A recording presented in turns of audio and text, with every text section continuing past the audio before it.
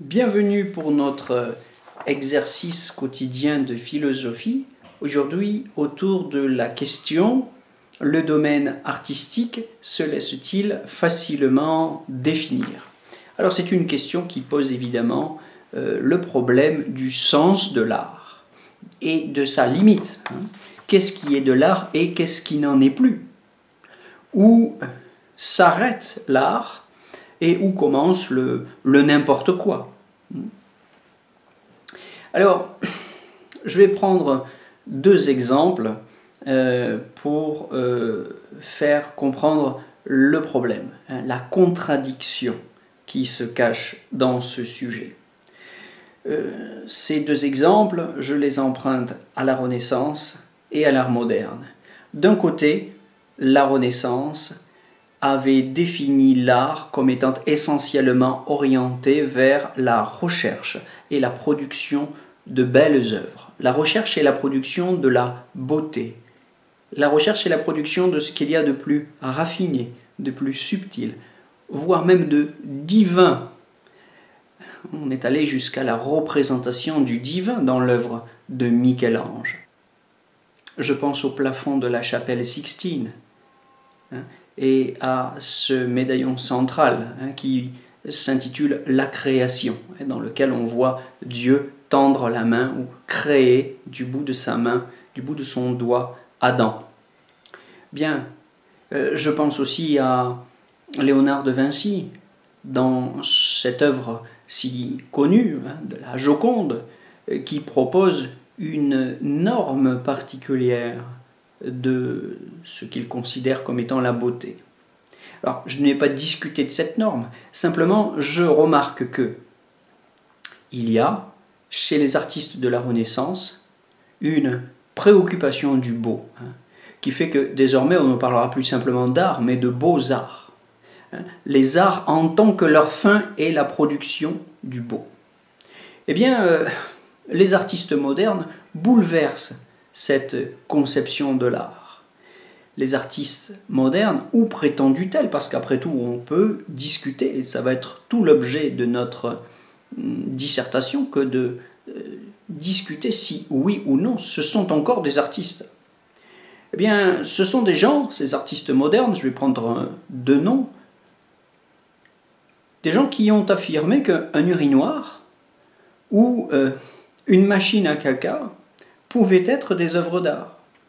Alors, vous voyez à qui je pense. L'urinoir, c'est Marcel Duchamp, donc une œuvre de 1917, et que je me permets ici de considérer comme l'acte fondateur, l'acte de naissance de l'art moderne.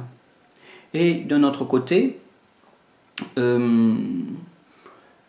une œuvre de Wim Delvoye, produite ou publiée en 2000, sous le nom de Cloaque, C-L-O-A-Q-U-E. Ce cloaque, c'est un intestin humain gigantesque, représenté sous la forme d'une machine qui produit des excréments en bout de chaîne, excréments qui sont mis empaquetés, sous vide, et recouverts d'un logo qui fait référence à Ford et à Coca-Cola. Donc on a là deux œuvres qui nous représentent non pas ce qu'il y a de plus beau, de plus élevé, de plus raffiné, de plus subtil et de divin dans la création ou en l'homme, mais au contraire ce qu'il y a de plus ordinaire, disons même ce qu'il y a de moins valorisé, ce qu'il y a de plus vulgaire, de plus dégoûtant, de plus sale, de plus laid. Et ce que ces auteurs nous disent, c'est que cette laideur, cette saleté, a une dignité et un intérêt artistique. Ça reste pour eux, c'est pour eux de l'art. Donc on voit que d'un côté, on a des artistes de la Renaissance qui conçoivent l'art comme étant fondamentalement orienté vers la recherche de la beauté, qui limitent l'art à cette recherche de la beauté. D'un autre côté, des artistes modernes qui font éclater cette limite et soutiennent que le sale, le laid, le dégoûtant ont aussi une dignité artistique. Ce qui pose bien la question de savoir si oui ou non on peut assigner une limite à l'art et le restreindre à la recherche exclusive du beau. Tous prétendent que ce qu'ils font est de l'art. Alors qu'est-ce que l'art et où est sa limite?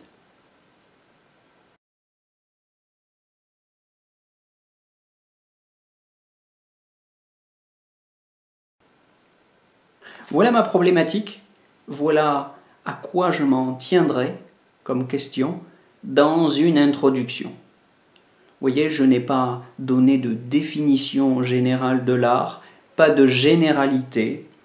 Je m'en tiens au sujet, je donne des exemples précis. Ici, c'était Léonard de Vinci, c'était Michel-Ange, et même des œuvres précises de ces auteurs. La Joconde, la Chapelle Sixtine.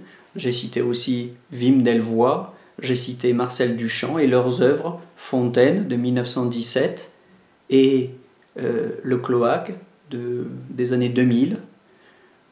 J'ai donné donc des exemples précis. Je propose une définition de l'art, pas une définition exhaustive et sur laquelle je n'aurai pas à revenir, mais une définition pour l'occasion.